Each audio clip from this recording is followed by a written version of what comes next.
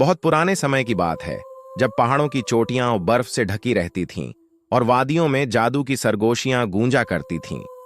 उत्तर दिशा में बसा एक सुंदर लेकिन छोटा सा गांव नौशेरा अपनी सादगी और शांति के लिए प्रसिद्ध था। लोग खुशहाल थे, जमीन उपजाऊ थी और सभी मिलजुल कर जीवन व्यतीत करते थे।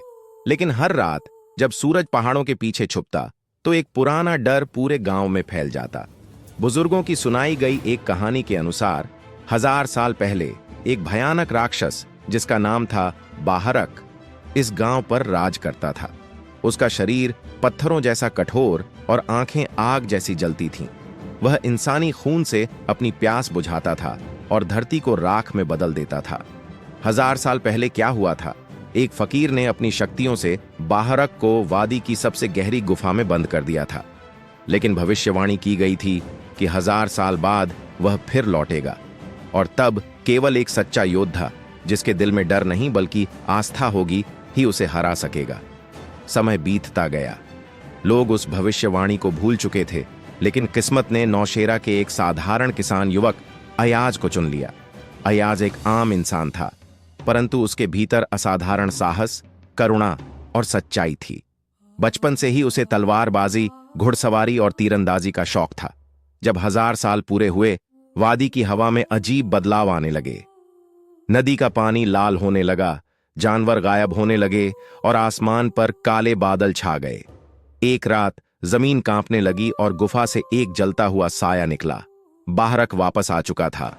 बाहरक ने गांव पर हमला किया। घरों में आग लग गई, लोग चिल्लाने लगे।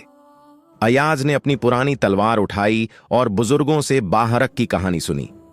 उसे पता चला कि बाहरक को केवल उसकी कमजोरी से हराया जा सकता है, सच्चाई की रोशनी से।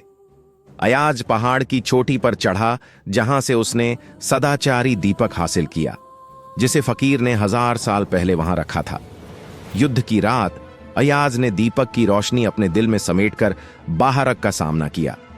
बाहरक ने आग बरसाई, जमीन फाड़ दी, लेकिन अयाज पीछे नहीं हटा। अंतिम क्षण में जब बाहरक अयाज पर झपटा, अयाज ने दीपक की रोशनी उसकी आंखों में डाल दी। एक भयंकर चीख के साथ बाहरक जमीन में समा गया और पहाड़ फिर से बंद हो गया। अयाज घायल हुआ लेकिन जिंदा बचा। गांव में उत्सव मनाया गया।